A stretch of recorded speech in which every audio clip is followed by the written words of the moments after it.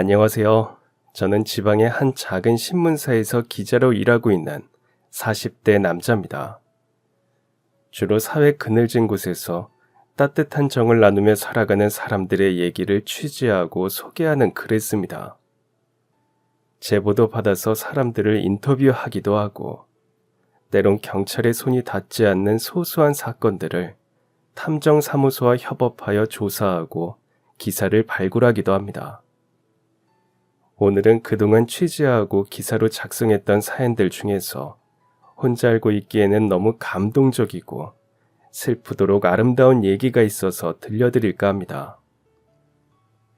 그 얘기를 하기 전에 우선 제가 기자가 된 사연부터 말씀드려야 할 것 같습니다. 저는 평범한 회사원이었던 아버지와 가정주부였던 어머니의 외동아들로 태어나 자랐습니다. 어머니가 몸이 약해서 2번의 유산 끝에 저를 가지시고 힘들게 출산을 하셔서 아래로 동생은 없습니다. 비록 부자는 아니지만 가난하지도 않았던 제 어린 시절은 부모님의 사랑을 듬뿍 받으며 별탈 없이 지냈습니다. 하지만 제가 13살 되던 해에 우리 가족의 행복을 단숨에 깨트린 엄청난 사건이 일어났습니다. 그날은 무척 더운 여름날 밤이었어요. 창문을 열어두어도 바람 한 줄기 불지 않는 열대야 속에 아버지는 안방에서 잠을 자는 어머니와 저를 위해 선풍기를 양보하시고는 혼자 거실에서 주무셨습니다. 새벽 무렵에 화장실에 가시려고 깨어나셨던 아버지는 칼을 든 강도를 보고 깜짝 놀라셨어요. 순간적으로 어머니와 저를 생각하셨죠. 돈을 내놓으라는 강도에게 지갑을 던져주셨는데 돈이 적다고 강도가 위협을 했답니다. 안방에서 자고 있던 저와 어머니는 이상한 소리에 잠에서 깨어났는데 그때 아버지가 소리를 질렀습니다. 정수야, 빨리 문 걸어 잠궈. 절대 나오면 안 돼. 저는 무슨 일이 단단히 났다고 생각했고 아버지가 시키는 대로 안방문을 걸어 잠갔습니다. 어머니는 저를 꼭 끌어안고 거실에서 나는 소리에 촉각을 곤두세우셨죠. 아버지와 강도가 몸싸움을 벌이는 듯 했습니다. 둔탁하게 부딪히는 소리가 들리고 와르르 넘어지는 소리가 들리는가 하면 내리치는 소리도 연신 들렸습니다. 알 수 없는 비명도 들렸고요. 저와 어머니는 너무 무서워서 이불을 뒤집어 쓴 채 잔뜩 웅크리고 있었습니다. 잠시 후 남자의 비명이 들렸어요. 놀라 문가에 귀를 갖다 대고 들어보니 밖이 조용했습니다. 아버지, 아버지. 전 무턱대고 아버지를 불렀지만 아무런 대답이 없었습니다. 너무 무서워서 울음이 터졌어요. 놀란 어머니가 당장 문을 열고 나가보셨죠. 거실은 온통 난장판이었습니다. 어둠 속에 아버지가 맥없이 앉아 계셨어요. 아버지의 손에 피가 흥건히 고여 있었죠. 어머니는 아버지에게 가려다 뭔가 발에 걸려 넘어지셨습니다. 낯선 남자가 쓰러져 있었어요. 강도였어요. 그런데 움직이지 않았습니다. 이웃도 우리 집에서 나는 이상한 소리를 들었는지 옆집 아저씨가 초인종을 누르고 문을 두드리며 제 이름을 불렀어요. 아버지도 어머니도 아무런 대답을 하지 않으셨죠. 극도의 공포 속에 저는 숨을 죽였습니다. 우리 집에 아무 기척이 없으니까 아저씨가 경찰에 신고하는 소리도 들렸습니다. 정수 아빠. 어머니의 목소리가 떨렸어요. 어머니도 저처럼 무서워서 떨고 있었죠. 걱정 마. 아무 일 없을 거야. 아버지는 그렇게 말했습니다. 지금도 그때 아버지의 목소리는 잊을 수가 없어요. 벌어진 일에 비해 너무 담담했거든요. 훗날 아버지도 무서웠다고 말씀하셨죠. 하지만 아무 일 없을 거라고 했던 그 일은 아버지 인생을 완전히 바꿔버렸습니다. 곧 경찰차가 도착했고 구급차도 왔습니다. 경찰 조사가 시작되었죠. 아버지는 칼을 든 강도로부터 저와 어머니를 지키기 위해 몸을 던져 싸웠다고 경찰에 진술했습니다. 하지만 아버지와 몸싸움을 벌이던 강도가 중심을 잃고 넘어지면서 허리를 다쳤고 하반신 마비가 되었습니다. 아버지도 강도의 칼에 손이 찔려 크게 다치셨어요. 칼을 든 강도라고 100번을 더 말했지만 목격자는 우리 가족분이었어요. 경찰은 그 칼도 우리 집에 있던 칼이라는 강도의 주장을 믿었죠. 강도는 지인의 집을 잘못 찾아 들어갔다가 오히려 아버지에게 강도로 오인받았다고 했답니다. 아버지는 아무리 정당방위라고 주장했지만 경찰은 과잉방어와 폭행치사죄로 아버지를 구속시켰습니다. 어머니는 억울함을 호소하며 경찰에게 하소연하고 검사에게도 하소연했어요. 국선 변호사는 아무리 잔인한 범죄자라고 해도 인권이 있다고 하더군요. 더욱 이번 경우는 강도인지 아닌지도 증명할 길이 없다는 거예요. 법이 그렇다는데 어이가 없었습니다. 강도가 동일 범죄가 있으면 의심하겠는데 그 강도는 전과도 없었죠. 아무도 아버지의 정당함을 인정하지 않았고 우리 가족의 얘기에 귀를 기울이지 않았습니다. 어머니는 몸져 누우셨어요. 삼촌과 이모들이 나서서 해결을 해보려고 백방으로 뛰었지만 소용없었습니다. 국선 변호사는 아버지의 구형을 조금이라도 낮추려면 병원에 입원해 있는 피해자와 합의하고 탄원서를 써달라고 부탁하는 길밖에 없다고 했습니다. 어느새 강도는 피해자가 되어 있었습니다. 전 그때 알았어요. 법 없이도 살아갈 우리 부모님에게 법은 무용지물이라는 것을요. 오히려 그 법이 우리 아버지를 범죄자로 만들었어요. 하지만 이대로 맥을 놓고 있을 수는 없었습니다. 저와 어머니는 아버지를 구하기 위해 강도를 찾아갔습니다. 강도의 아내는 사람을 평생 불구자로 만들었다며 우리 모자에게 온갖 모욕을 다 주었습니다. 어머니는 그 여자 앞에 무릎을 꿇고 눈물로 용서를 빌었습니다.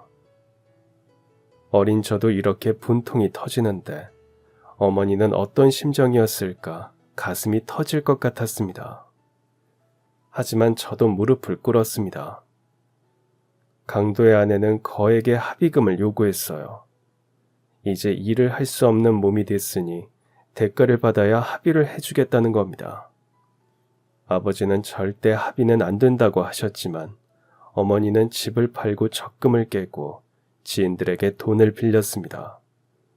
그리고 강도와 그의 아내가 써준 탄원서를 판사에게 제출했어요. 그렇게 아버지는 집행유예 3년을 선고받고 풀려났습니다. 평범했던 우리 가족은 한순간 나락으로 떨어졌습니다. 이제 잠을 잘 방 한 칸 없는 신세가 되었어요. 성실하고 부지런하던 아버지는 하루아침에 전과자가 되고 말았습니다. 처음에는 우리 사정을 딱하게 여기고 위로해 주었던 이웃들도 막상 아버지가 전과자가 되니까 거리를 두거나 안면 몰수했죠. 그게 세상 인심이었어요. 경찰도 검사도 판사도 믿을 수 없었어요. 전 결심했습니다. 또 당하지 않으려면 제대로 알려야겠구나. 세상에는 우리 가족처럼 억울한 사람들이 많을 것이고 그들의 얘기를 알리자. 적어도 누군가는 나처럼 함께 공감하고 그들의 억울함을 들어주고 응원해 줄 거라고 믿었습니다. 그 일을 할 수 있는 게 바로 기자라고 생각했고요. 친가의 도움으로 겨우 방을 구했고 우리 세 식구는 다시 시작했습니다. 아버지는 절망할 새도 없이 날마다 공사판을 전전하며 막노동을 하셨어요. 한 번도 해보지 못한 일이었지만 가장으로서 책임을 묵묵히 다하셨습니다. 밤마다 온몸에 파스를 덕지덕지 붙이시고 끙끙 앓으며 잠도 제대로 주무시지 못하셨지만 힘들다는 내색 한 번 하지 않으셨죠. 어머니도 식당에서 일을 하며 지인들에게 빌린 돈을 갚아나갔습니다. 그래도 다들 이자는 받지 않고 원금만 갚으라고 했대요. 그 시절 두 분은 죽고 싶어도 저 때문에 죽을 수 없었다고 했습니다. 보란 듯이 아들을 키워내는 것으로 억울함을 변제받고 싶었대요. 전 어서 어른이 되어서 고생하시는 두 분의 짐을 덜어드리고 싶었습니다. 두 분의 기대에 어긋나지 않으려고 이를 악물고 공부를 했어요. 돈이 없어서 그 흔한 학원 수업 한번 받지 못했고 문제집 살 돈이 없어서 친구의 문제집을 빌려보면서 공부했지만 원하는 대학에 무난히 합격했습니다. 4년 내내 장학금을 받았고 졸업 후에는 서울에 있는 신문사에 지원할 수도 있었지만 부모님을 모시고 살기 위해서 지방신문사 기자로 입사했습니다. 그날처럼 부모님이 활짝 웃으신 적이 없었죠. 아버지는 이제 좀 억울함이 풀린다고 하셨어요. 저도 부모님이 좋아하시는 모습에 그동안의 노력이 보상받는 느낌이었습니다.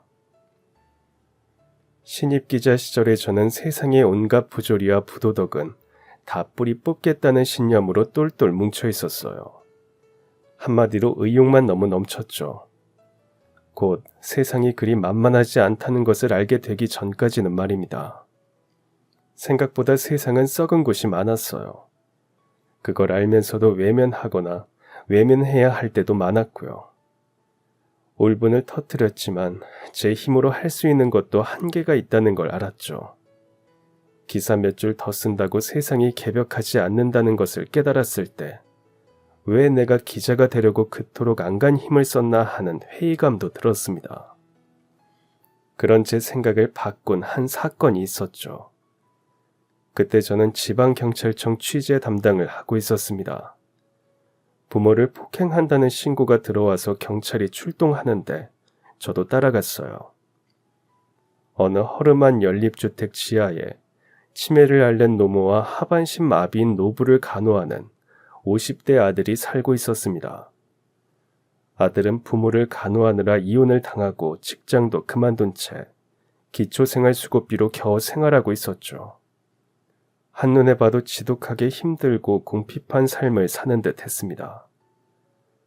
치매라는 병은 기억을 잃어가는 본인보다 간호하는 가족이 지옥을 경험하게 된다고 하잖아요. 아들은 하루 종일 일만 저지르는 노모를 감당하느라 무척 지쳐 보였습니다. 거기에 하나부터 10까지 수발을 들고 대소변을 받아내야 하는 노부까지. 경찰이 덮쳤을 때 완전 넋이 나간 사람처럼 우두커니 앉아 있었어요. 요양보호사가 하루에 몇 시간 오지만 24시간 노부모를 케어해야 하는 아들 입장에서는 죽지 못해 산다고 했습니다. 치매 노모가 자주 집을 나가 행방불명되면 찾아다니기 부지기수였대요. 근처 지구대에 신고된 건수가 한 달에 수차례가 넘었더군요. 집에 노부가 걱정되면서도 아들은 노모를 찾아 동네 방네를 헤매도 다녔답니다. 겨울에는 맨발로 나가서 동상에 걸린 적이 한두 번이 아니었대요. 결국 아들은 노모가 집을 나가지 못하게 묶어두었는데 답답한 노모가 살려달라고 하도 소리를 질러대는 바람에 이웃에서 신고를 한 거였죠. 50대 아들은 무혐의로 풀려났지만 그의 무거운 뒷모습을 보며 어떤 위로도 소용없다는 걸 알았어요.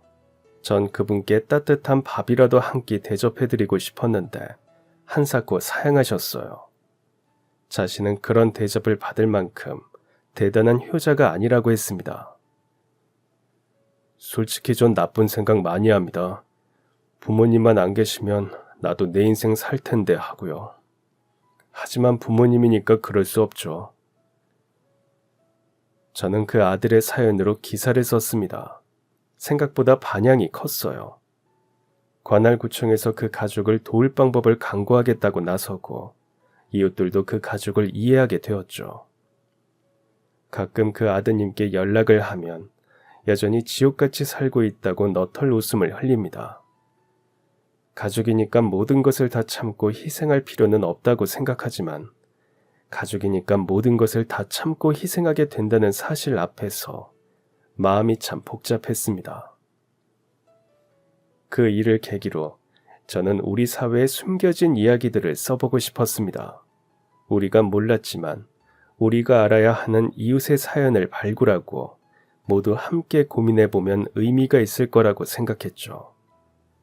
사실 지방신문사는 재정이 넉넉하지 않아서 기업의 홍보성 기사를 써주고 광고를 따야 하는 일이 많은 편이죠. 사회의 이면을 소개해준다는 취지는 좋지만 그 정도로 기사를 할애하는 게 맞는지 내부에서도 의견이 분분했습니다. 일단 6개월만 해보자는 결론이 났죠. 다양한 제보를 받았고 사전조사도 여러 번 했습니다. 대개 억울하다고 주장하는 사연들이 많았어요. 일방적인 주장을 펼치는 제보도 많았고요. 동네 입구를 막아버린 땅 주인들과 동네 주민들의 싸움도 그랬고, 멀쩡한 남의 선산에 무덤을 다 파헤친 이상한 무당의 사연도 그랬고, 가문의 재산을 분배하는 과정에서 왜 딸들만 부당하게 배제시키냐고 딸들이 단체로 소송을 건 사연도 있었죠. 매맞는 아이들의 얘기도 많았습니다. 어느 순간 제가 생각했던 원래 취지와는 좀 다른 방향으로 흘러가는 것 같아서 당황도 했죠. 큰 소득 없이 시간이 흘러갔습니다. 그날도 제보 들어온 것을 확인하기 위해 취재를 가던 길이었습니다. 가을비가 추적추적 내리는 을씨년스런 날이었어요. 어느 육교를 지나가는데 웬 국어라는 할머니가 있었죠. 나이는 칠순이 넘어 보이는데 한쪽 다리를 못 쓰는지 옆으로 길게 뻗은 채 앉아있는 모양새가 힘겨워 보였습니다. 얇은 겉옷이 빗줄기에 젖은 채 오들오들 떨면서도 아랑곳하지 않았어요. 그냥 지나갈까 하다가 빈 바구니를 보니까 마음이 안 좋더군요.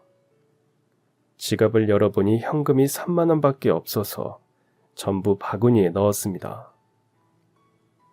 할머니, 이거 들고 어서 들어가세요. 비도 많이 오는데 감기라도 드시면 큰일 납니다. 아이고, 고맙습니다. 정말 고맙습니다.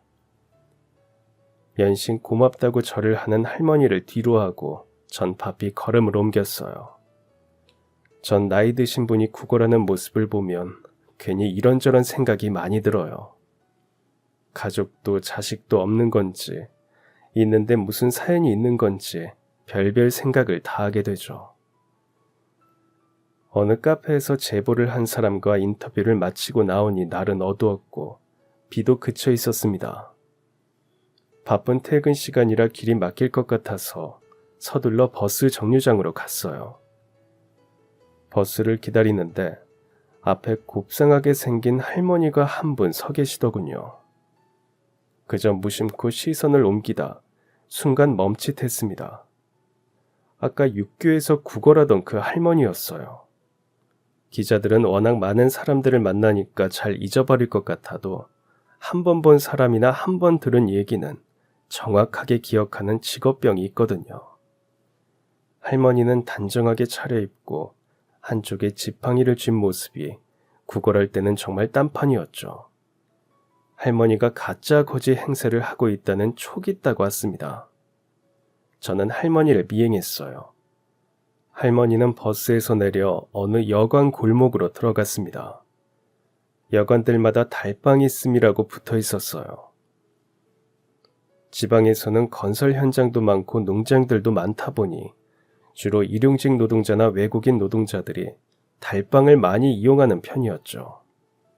할머니는 익숙한 듯 한 여관으로 들어갔습니다. 주인하고도 안면이 있는 듯 눈인사를 나누더군요.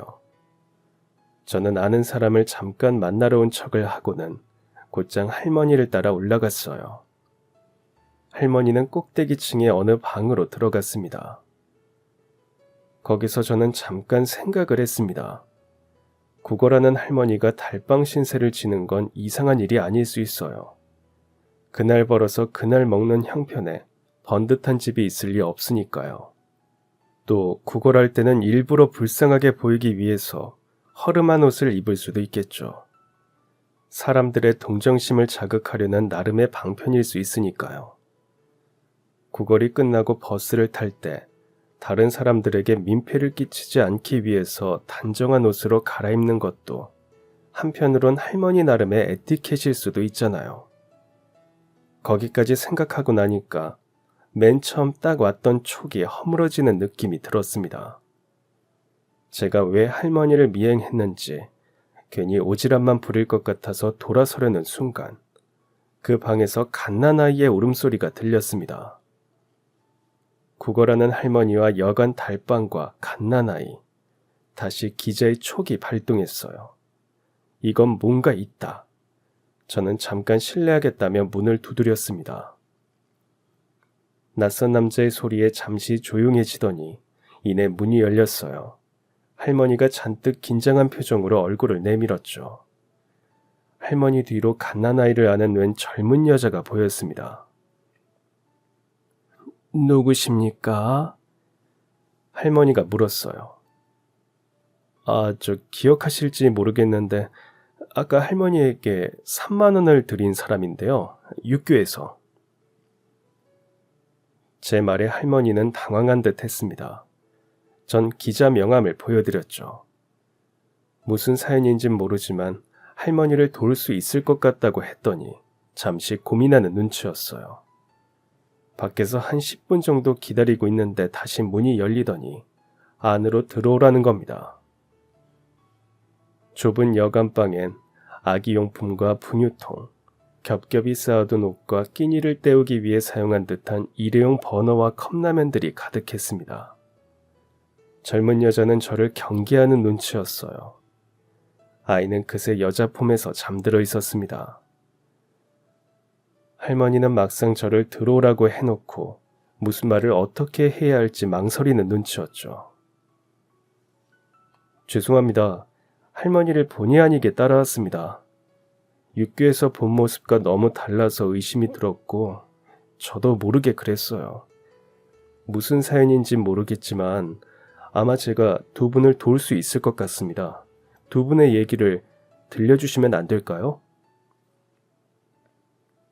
제 말에 한참 침묵을 지키던 할머니가 드디어 입을 열었습니다. 나는 안 도와줘도 됩니다. 우리 영숙이와 세중이는 꼭 좀 도와주세요. 아마도 영숙이는 젊은 여자인 듯 했고 세중이는 갓난아이의 이름인 듯 했어요. 할머니는 6.25 전쟁 중에 태어났다고 했습니다. 원래 고향은 서울이었는데 북한군의 서울 점령 소식이 퍼지고 부모님은 서둘러 피난길에 올랐다고 했습니다. 할머니의 부모님은 사람들을 따라서 산을 넘고 강을 건너고 다시 들판을 건너서 끝도 없이 남쪽으로 내려갔답니다. 북한군이 서울을 점령하고 남하한다는 소식이 들렸댔죠. 낮밤을 가리지 않고 전투기들이 허공에서 총을 쏘아댈 때도 있었고 밤에도 어디선가 큰 폭발음이 계속 터져서 사람들은 두려움에 떨면서도 남쪽으로 내려갔죠. 그때 만삭이었던 할머니의 어머니는 산속의 어느 동굴에서 할머니를 낳으셨답니다. 같이 피난하던 이웃 중에 동네에서 산파를 하던 노인이 있었는데 아이를 받았대요. 밤에 불을 피우면 혹시 북한군의 기습을 받을까 사람들은 동굴 입구에 가지고 온 천과 이불을 쳐서 빛이 새나가지 않게 했고 아버지와 남자들은 동굴 깊숙한 곳에 불을 피워 물을 데웠답니다. 10시간 진통 끝에 할머니가 태어났죠. 사람들은 모두 자기 일인 양 기뻐했대요. 언제 죽어도 이상할 게 없는 전쟁통에 생명이 태어났으니 다들 희망을 가지고 싶었던 거죠. 다시 피난길은 시작되었습니다. 산후조리도 못한 할머니의 어머니는 무거운 몸을 끌고 갓난아이까지 업고는 산을 넘어야 했습니다. 하루는 산 아래 마을에 우리 군인들이 식량 배급을 한다는 소리를 듣고 남자들이 내려갔답니다. 할머니의 아버지도 같이 갔죠. 산속에 남은 여자들은 남자들이 돌아오기를 기다렸지만 오지 않았답니다.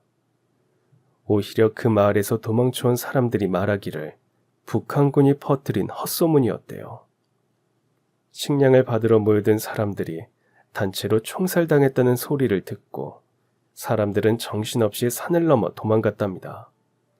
남편과 가족을 잃은 슬픔조차 생각할 겨를도 없었대요. 그렇게 할머니의 어머니는 부산에 도착했답니다.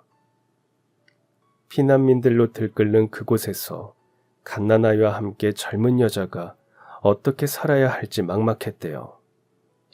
일단 국제시장에서 닥치는 대로 온갖 허드렛 일을 했답니다. 포장을 친 국밥집에서 국밥을 날라주고 밥을 얻어먹으며 아이의 젖을 물리고 부둣가에 내리는 피난민들을 여관으로 안내하고 여관의 창고에서 잠을 자기도 했대요. 버려지는 쓰레기 더미 속에서 먹을 것을 찾기도 하고 물로 배를 채우는 일은 다반사였답니다. 모두 어려운 시절이었으니 할머니의 어머니만 서럽다고 하소연할 수도 없었대요.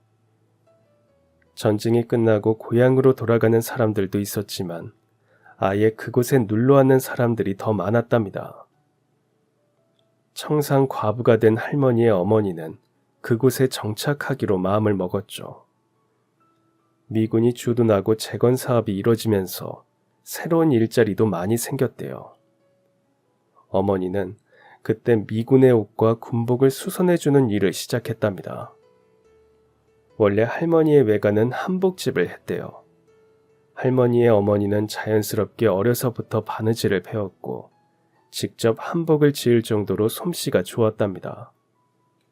온갖 고생 끝에 돈을 조금 모았고 작은 가게에 중고 재봉틀을 장만하여 옷수선 가게를 차린 거죠.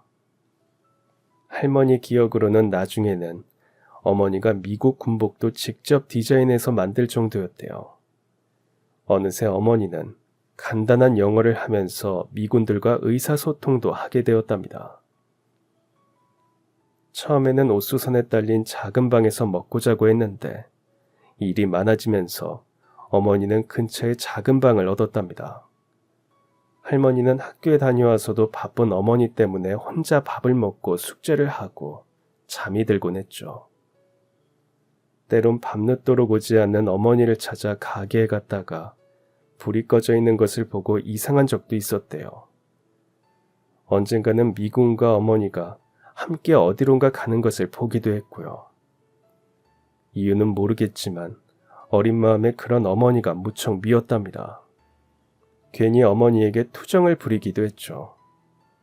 공부도 하기 싫었고 학교도 가기 싫어서 어머니 속을 썩이기도 했대요.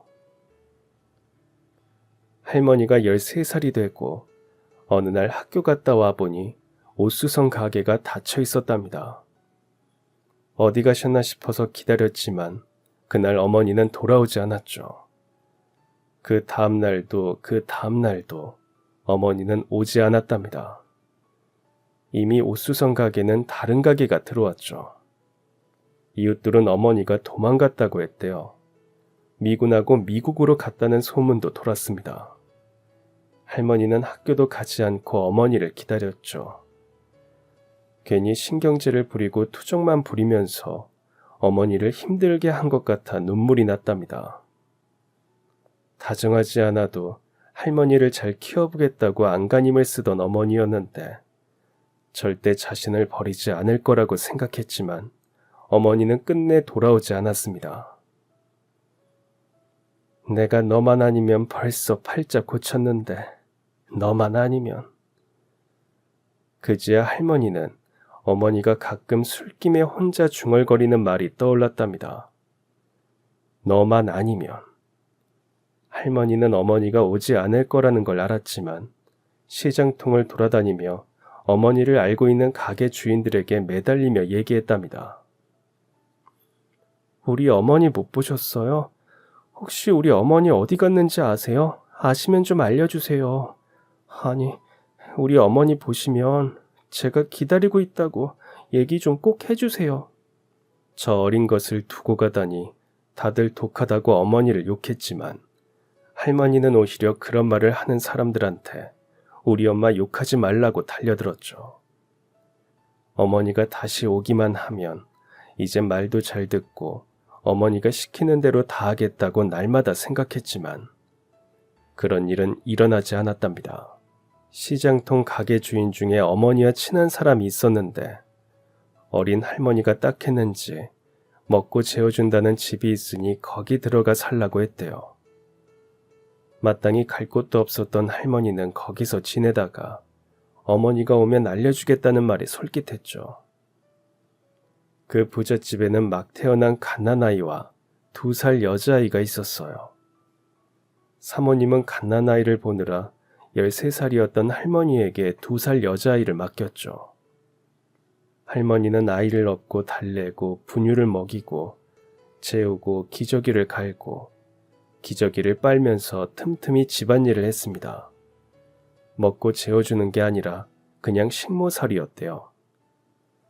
어린아이가 어린아이를 보는 게 어디 쉬운 일인가요? 하루는 아이의 분유를 타다가 그 달콤한 냄새가 너무 좋아서 한 줌 집어먹었대요. 그걸 우연히 본 사모님이 어디서 더러운 입을 대냐고 뺨을 때리셨답니다. 얼마나 서럽던지 하루 종일 엉엉 울다가 지쳐 잠이 들었는데 밥 먹으라는 소리도 없더랍니다. 하도 배가 고파서 밤에 부엌에 남은 식은 밥에 김치를 비벼 먹는데 어린 나이에도 신세가 참 한탄스럽고 죽었으면 좋겠다고 생각할 정도였죠. 그 이후로는 툭하면 맞았답니다. 기저귀를 잘못 빨아서 얼룩이 남았다고 맞고, 아이를 울렸다고 맞고, 아이의 엉덩이에 발진이 생겼다고 맞고, 아이가 서고 걷다가 넘어져서 머리를 부딪혔다고 맞고, 수도 없는 이유를 대며 때렸답니다.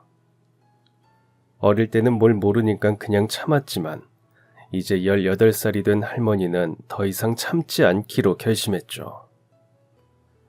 하루는 사모님의 지인들이 집에서 모임을 했대요. 할머니는 얻어맞아서 퉁퉁 부은 얼굴로 일부러 지인들 앞에 나가서 사모님에게 대들듯 큰 소리로 얘기했죠. 사모님, 저 13살이 이 집에 들어와서 애들 업고 키우고 집안일 하며 살았어요. 먹고 재워주니까 돈 한 푼 받지 않았고요. 제가 학교라도 보내달라고 했지만 사장님이 식모 주제에 배워서 어디 써먹냐고 때리셨지만 참았어요. 제가 심한 독감에 걸려 사경을 헤맬 때도 사모님은 모른 척했죠. 차라리 죽어라고 했어요. 그래도 괜찮다고 참았어요. 툭하면 손찌검하고 사모님은 부부싸움 하고 나면 괜히 절 불러서 화풀이 했지만 그것도 참았어요. 애들 다 클 때까지만 참자고 했어요. 애들은 잘못이 없으니까요. 이제 더 이상은 못 참겠어요.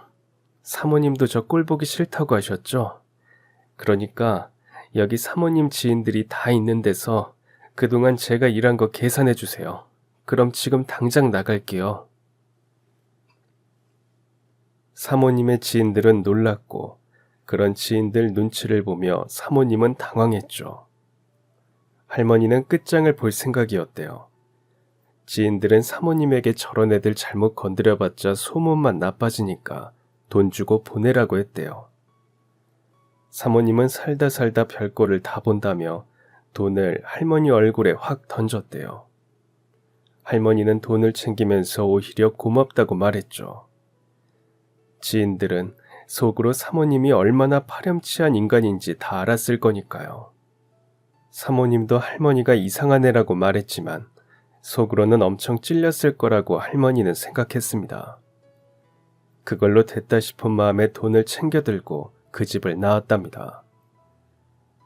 5년간 그 집 애들을 할머니 손으로 키웠으니 한편으론 마음이 아팠지만 돈은 딱 감고 돌아섰대요. 지금 생각하면 어디서 그런 용기가 났는지 할머니도 모르겠다고 했습니다.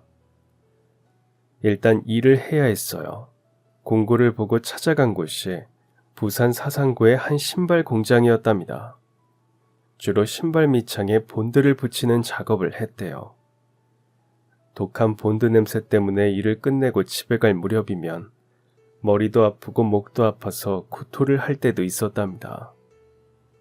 그러면 동료들은 어디서 구했는지 알 수 없는 약을 서로 건네주며 먹었죠. 일종의 마이신, 지금으로 치면 항생제였죠.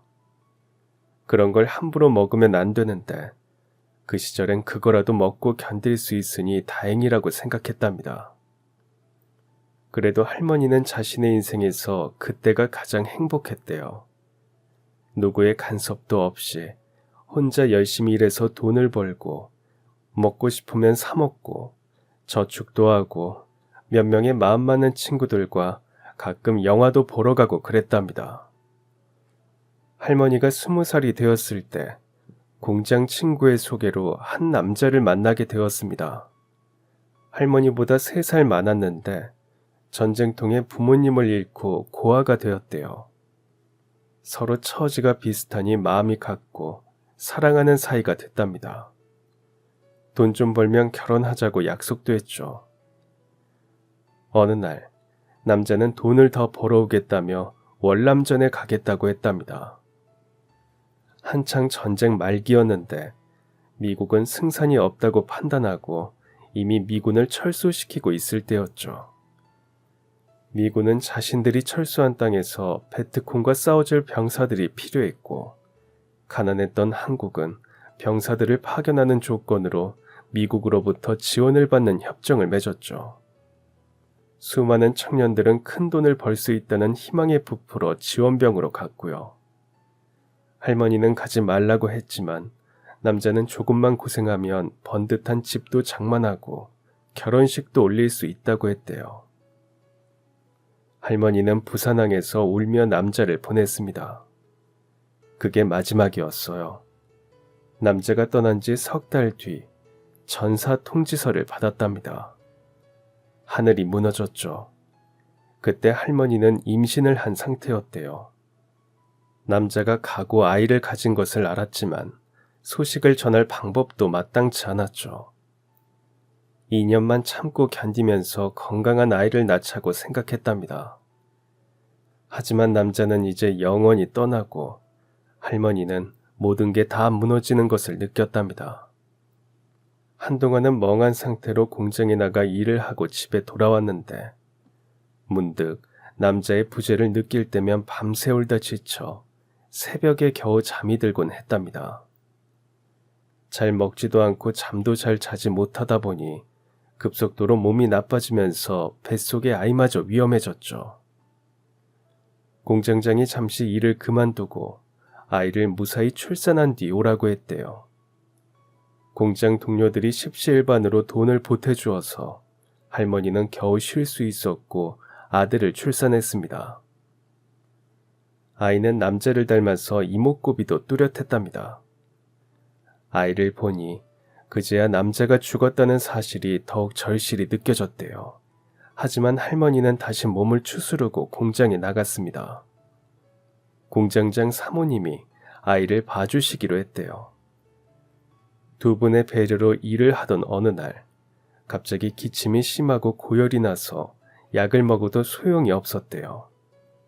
병원에서 폐렴 진단을 받았죠. 여러 이유가 있겠지만 아마 독한 본들을 계속 흡입하다 보니 호흡기에 문제가 생기면서 폐렴으로 발전한 것 같다고 했대요. 문제는 폐렴이 전염성이 강해서 아이에게 옮길 수 있다는 겁니다. 의사는 지금 상태로는 최악의 경우도 각오해야 한다고 했죠.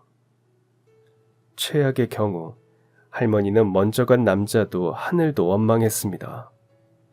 이제 자신도 떠나고 나면 아이는 어떻게 해야 할지 눈물만 났대요. 그렇게 할머니는 자신 대신 아이를 잘 길러줄 분을 생각했고 아이가 없던 공장장 부부에게 조심스럽게 아이를 입양해 줄 수 있는지 물었답니다. 공장장 부부는 결혼한 지 10년이 넘었는데도 아직 아이가 없어서 늘 근심이 많았대요. 할머니가 공장에서 일할 때 그 사모님이 아이를 어찌나 잘 봐주시는지 정말 고마웠죠. 아이의 양부모로서 공장장 부부만한 사람이 없다고 믿었대요. 공장장 부부도 할머니의 뜻을 고맙게 생각하고 아이를 입양했답니다. 아이를 입양 보낸 할머니는 공장장이 소개해준 요양원에 들어갔죠. 마지막을 거기서 보내고 싶었답니다.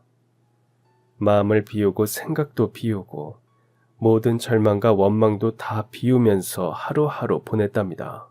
그런데 언제부턴가 기침도 잦아들고 피를 토하던 것도 낫고 몸도 한결 가벼워지면서 병이 낫기 시작했대요. 정말 기적 같았다고 했습니다. 병이 나으니 제일 먼저 입양 보낸 아들이 생각났답니다. 바로 공장으로 돌아가 일을 시작했대요. 그 사이 공장장님은 신발 공장을 인수하고 사장이 되었죠. 혹시나 사장님께 잘 얘기하면 아이를 다시 찾을 수 있지 않을까 생각했지만 사모님의 품에서 너무 해맑게 웃는 아이를 본 순간 아무런 말도 못했답니다. 가난하고 배운 것도 없는 자신보다는 안정적이고 건강한 부모 밑에서 자라는 게 100배 1000배 낫다고 생각했죠. 하지만 아이를 안 보고 살 자신이 없었대요. 할머니는 사장 부부에게 자신이 생모라는 것을 절대 알리지 않을 테니 그 집에서 식모로 일하게 해달라고 간청했답니다. 사모님은 꺼려 했지만 사장님이 허락을 했죠. 천륜을 억지로 끊어놓을 수 없다고 말입니다. 할머니는 그것만으로도 행복했답니다. 비록 엄마라는 소리 대신 아줌마라는 소리를 들어야 했지만 괜찮았대요. 아이는 영특하고 정도 많고 잘 웃는 아이로 자랐답니다. 가끔은 사모님 몰래 할머니에게만 비밀을 터놓기도 했죠. 학교에서 친구와 싸운 일, 마음에 드는 여자친구에게 어떻게 말할까 고민하는 것들, 웅변대에 나가기 전에 할머니 앞에서 먼저 연습해 보는 일 등등. 아이는 엄마라고 생각하는 사모님보다 아줌마인 할머니에게 더 살갑게 굴었죠. 본능적으로 아이도 생모를 알아보는 거라고 할머니는 생각했답니다. 그럴 때마다 사모님은 점점 신경질적으로 할머니를 대했대요. 사모님은 언젠가는 아이가 눈치를 채고 할머니가 생모라는 것을 알게 될 수도 있으니 나가달라고 몇 번 얘기도 했죠. 할머니는 더 조심하겠다고 사모님께 싹싹 빌었대요. 아이는 그림 일기에 엄마 아빠와 식모 아줌마를 같이 그려놓기도 했대요. 할머니는 그 그림을 달라고 해서 평생 간직하고 있다고 했습니다. 아이는 어느새 고등학교를 졸업하고 대학에 갔고 제대를 했고 다시 대학을 졸업하고 취직을 했습니다. 할머니는 아이의 모든 순간을 하나도 빠짐없이 기억하고 있었어요. 아이의 표정만 봐도 어떤 마음인지 무슨 생각을 하는지 다 알아차렸죠. 심지어 아이는 엄마인 사모님보다 할머니가 더 자신의 마음을 잘 안다고 뭔가 출생의 비밀이 있는 거 아니냐며 자주 농담을 하기도 했답니다. 그럴 때마다 할머니와 사모님은 가슴이 철렁했죠. 취직을 하고 3년 뒤 아이는 결혼을 하겠다며 여자를 데리고 왔대요. 참한 모습이 사장 부부의 마음에도 들었죠. 양가의 상견례가 이뤄지고 결혼식 준비는 일사천리로 진행되었답니다. 그 모습을 지켜보면서 할머니, 언제 아이가 저렇게 커서 가정을 일구나 싶어서 벅차면서도 한편으로 마음이 아리고 아팠답니다.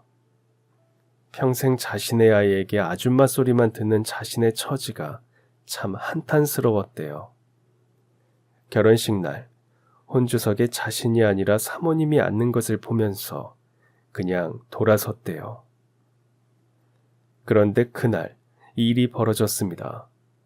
신부 어머니가 화장실에 갔다가 신랑 측 하객들이 하는 말을 우연히 듣게 되었죠.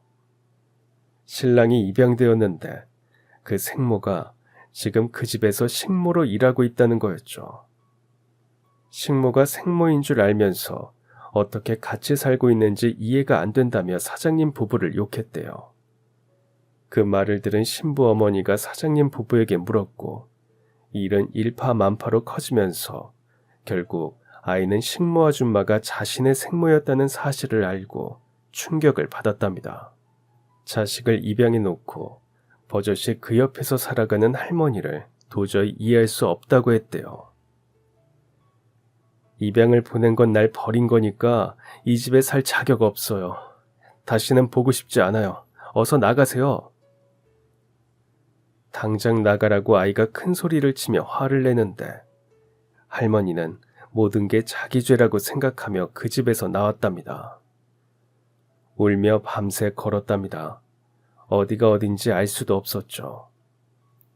진즉에 아이를 위해서 떠나는 게 맞았는데 자신의 미련이 아이를 힘들게 했다는 생각에 자신을 용서할 수가 없었대요. 사모님께 마지막 전화를 드렸답니다. 사모님, 그동안 정말 고맙고 죄송했습니다. 부디 동민이 잘 부탁합니다. 그때 할머니는 50대 중반이었죠. 아이를 잊기로 했답니다. 그러지 않고는 도저히 살 자신이 없었대요. 아이 생각을 할 수 없을 정도로 최대한 몸을 피곤하게 만들었대요. 이리저리 떠돌며 농장 일도 하고 과수원에서 일당일도 하고 어느 어촌 업한장에서 청소일도 하고 횟집에서 주방일도 했죠. 그래도 아이가 보고 싶으면 더 멀리 가서 다시 죽으라고 일을 했답니다. 20년의 세월이 지나갔죠. 정말 딱 한 번만 마지막으로 아이를 볼 생각에 그 집 앞에 찾아갔답니다. 물론 이사를 갔을 수도 있다고 생각했대요. 그래도 한 번은 그곳에 가야겠다는 마음이었답니다. 아들은 결혼을 했는지, 결혼을 했다면 자식은 낳았는지, 건강은 어떤지, 사장님 부부는 잘 계시는지, 모든 것이 궁금해서 견딜 수가 없었죠. 그런데 이미 오래전에 이사를 가고 없었답니다. 할머니는 차라리 잘 됐다고 생각하면서도 마지막 희망이 무너지는 기분이었대요. 더 살아서 뭐하나 싶은 생각이 문득 들었답니다. 나쁜 생각을 하며 바다를 찾아갔죠. 자신 따위는 세상에서 없어진다고 한들 누구 한 사람 물어주거나 기억해줄 사람도 없는 팔자라는 게 참 서러웠대요. 그때 갑자기 웬 여자가 바다로 뛰어들었대요. 순간 할머니는 정신이 번쩍 들었죠. 무조건 여자를 살려야겠다는 생각으로 정신없이 여자를 끌어내고 보니까 이제 겨우 20살이었고 임신한 상태였답니다. 미혼모가 될 팔자였어요. 할머니는 마치 그 여자가 오래전 자신처럼 보였답니다. 의지할 곳 없는 어린 영혼을 구해놓고 할머니도 여자도 서로 붙들고 한참을 울었대요. 서로 누군지 묻지도 않았지만 그냥 알았다고 했어요. 두 사람은 그날이 서로에게 운명이었다고 하더군요. 여자들의 운명, 그리고 할머니는 여자가 아이를 잘 낳고 잘 기를 수 있게 도와줘야겠다고 생각했답니다. 그게 어쩜 자신이 못다한 한을 푸는 길이라고 믿었대요. 여자는 부모님 없이 할머니 손에 자랐지만 할머니마저 돌아가신 뒤 긴 방황을 했답니다. 어렵게 아르바이트를 시작했고 사랑하는 사람도 생겼지만 임신을 하자 남자가 헤어지자고 했죠. 그래서 나쁜 마음을 먹고 바다에 왔다가 할머니를 만난 거였고요. 여자는 아이를 떼고 싶다고 했대요. 혼자 낳기를 자신이 없었죠. 할머니는 일단 여자를 진정시켰습니다. 갈 곳이 없는 여자를 데리고 여관에 달방을 계약했죠. 앞으로 어떻게 살아갈지 그런 것까지 계산하지는 않았답니다. 일단 여자가 변심하지 않고 무사히 아이를 낳을 수 있게 돕고 싶었대요. 처음에 여자는 자신을 돕겠다는 할머니를 의심했죠. 아이를 낳으면 어디 팔아넘기려는 장사꾼이 아닌가 싶었대요. 하지만 매일같이 찾아와서 살펴주고 먹을 것을 챙겨주는 모습에 안심했답니다. 이미 뱃속에 살려고 자리 잡은 생명에게 나쁜 짓을 하면 그 대가를 어떻게 감당하겠냐고 할머니는 매일 여자를 설득했죠. 여자는 할머니가 구해준 산모책을 보면서 자신이 무모한 짓을 하려 했다고 반성했고요. 병원에서 찍은 아이의 초음파 사진을 보고 아이의 심장 박동을 들으면서 이제 건강하게 낳겠다고 마음을 먹었죠. 근데 할머니는 왜 저에게 잘해주시는데요? 저랑 아무 사이도 아니잖아요. 여자가 물었답니다. 꼭 나 같아서. 할머니는 그렇게 대답하지는 않았지만 그런 마음이었죠. 할머니는 다시 식당 일도 나가고 쉬는 날엔 산에 가서 나물이나 버섯을 뜯어 팔기도 했답니다. 그건 큰 돈이 되지 않았죠. 버섯 가게에서 우연히 삼을 캐면 큰 돈을 벌 수 있다는 소리를 듣고 하루는 신만이들을 무작정 따라 산에 올랐다가 그만 굴러떨어져 다리를 다쳤대요. 한쪽 다리는 수술을 해야 한다고 했지만 그럴 돈도 없고 혼자 있을 여자 생각에 대충 깁스만 한 채 일을 했답니다. 여자도 미안했는지 조금씩 편의점 아르바이트도 하면서 출산 준비를 했죠. 할머니는 다친 다리 때문에 중심을 잡지 못하니 자주 넘어졌고 예전처럼 일하는 게 쉽지 않았답니다. 가는 곳마다 일하다 쫓겨나기 일쑤였죠. 설상가상, 여자가 갑상선암 진단까지 받았대요. 임신 중이니 당장 수술을 할 수도 없었죠. 여자는 점점 몸이 무거워지면서 더욱 힘들어했답니다. 할머니는 구청에 가서 도움을 요청했죠. 구청에서는 여자에게 미혼모 시설을 알려줄 뿐이었어요. 미혼모라서 정식으로 출산 지원금을 줄 수도 없다고 했습니다. 두 사람이 가족관계도 아니니까 두 사람이 같이 지낼 집을 구해주는 것도 힘들다고 했죠. 생각도 못한 할머니는 육교에서 국어를 시작하게 되었습니다. 다리 통증은 더 심해져서 제대로 걷지도 못했지만 지팡이에 의존해서 버텼대요. 하지만 여자에게 그런 사실을 알리면 너무 미안해할까봐 그냥 일하러 다닌다고 했답니다. 달방에서 같이 생활하면서 구걸할 때는 근처 화장실에서 허름한 옷으로 갈아입고 다시 돌아갈 때는 단정한 옷을 입었던 거죠. 그리고 여자는 무사히 출산을 했고요. 건강한 딸이었습니다. 두 사람은 마냥 기뻤죠.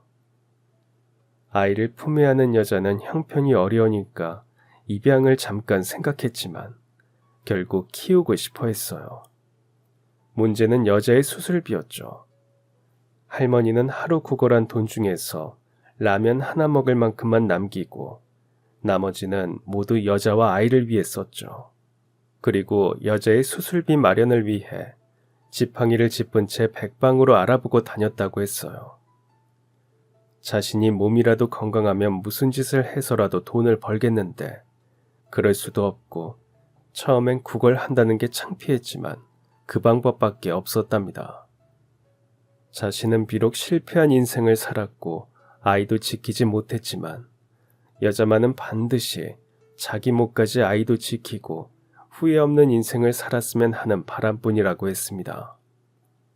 할머니는 자신이 죽기 전까지 할 수 있을 만큼 도울 생각이랍니다. 할머니의 절절하고 가슴 아픈 사연을 들으면서 저는 내내 통곡을 했습니다. 어떻게 그런 인생이 있을까 싶었어요. 매 순간 절망이었지만 끝내 버텨낸 그 인생을 우리가 실패했다고 함부로 단정 지을 수 있을까요? 구걸까지 하면서 누굴 돕는다는 게 쉽지 않은 일인데 어떻게 그렇게 하신 거예요? 따지고 보면 나도 누구의 도움을 많이 받았어요. 할머니는 그렇게 대답했습니다. 갑자기 어머니가 사라진 시장통에서 불쌍하다고 먹을 것을 챙겨준 사람들에게 도움을 받았대요. 먹고 재워준다고 간 부잣집에서 비록 힘들었지만 만약 그 집이 아니었다면 거리에서 더 험한 꼴을 당하며 살 수도 있었을 거라며 이젠 그분들도 고맙다고 했죠. 신발 공장을 다닐 때 친구들은 지금 어디서 뭘 하는지 모르지만 어느 한때 그 친구들이 있어서 행복했으니 도움을 받은 거랍니다. 공장장 부부는 자신을 이해하고 받아주었고 자신의 아들을 친아들 이상으로 길러주었으니 가장 큰 도움을 받았다고 했죠. 잠시라도 할머니를 의심했던 제가 한없이 부끄러웠습니다. 저는 할머니의 사연을 정리해서 기사로 썼습니다. 과연 얼마나 많은 사람들이 읽고 공감해 줄까 걱정도 하고 기대를 했죠. 그런데 반응이 왔습니다.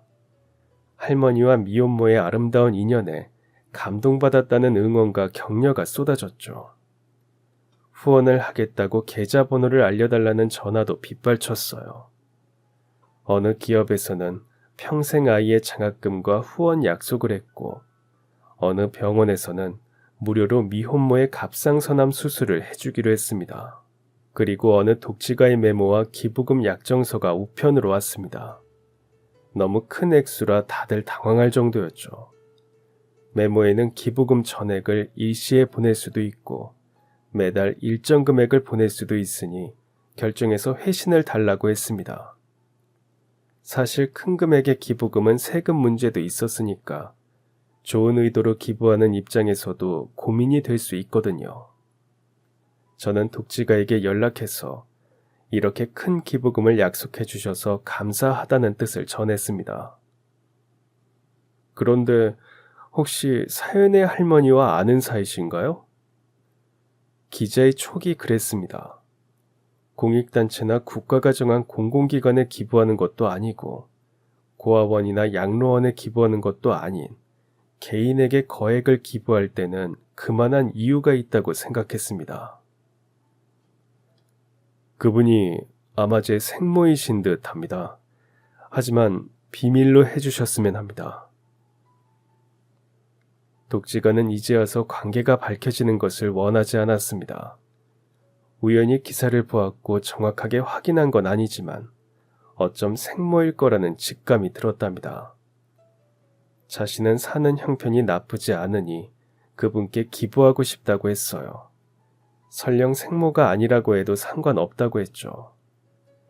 제 생각에는 그분도 그런 식으로 생모에게 진 마음의 빚을 갚고 싶었나 봅니다. 전 할머니에게 어느 독지가가 후원해 주시는 걸로 말했습니다. 독지가의 후원으로 할머니와 여자는 함께 살 집도 구했어요. 여자도 무사히 수술을 마쳤습니다.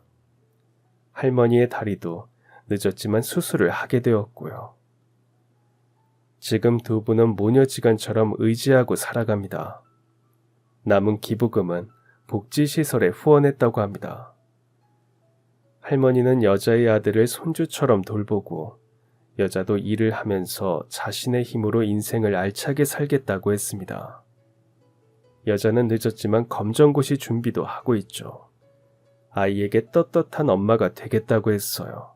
가끔 할머니에게 연락을 하면 바쁘다고 하세요.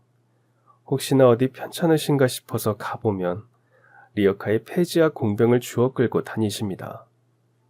다리에 무리가 간다고 해도 안 도와줄 거면 잔소리도 하지 말라고 눈을 흘기시죠. 폐지와 공병판 돈은 미혼모 시설에 전액 기부하고 계십니다. 저는 살면서 힘들 때나 어려운 결정을 해야 할 때, 세상이 제 뜻대로 움직여주지 않는다고 불만이 생길 때면 항상 할머니의 사연을 다시 읽어봅니다. 그럼 그 속에 모든 답이 있더군요. 저보다 몇 배 더 힘든 세월을 살아내고 어렵지만 피하지 않고 결정을 하면서도 결코 세상에 지지 않았던 할머니와 이 사연을 들으시는 많은 어르신들께 진심으로 경의를 표합니다. 당신들이 계셔서 오늘 우리도 저도 이렇게 살아가고 있다는 것을 다시 한번 되새기게 되는 오늘입니다. 그럼 지금까지 사연 들어주셔서 감사합니다. 사연이 재밌으셨다면 구독과 좋아요 부탁드려요. 감사합니다. 안녕히 계세요.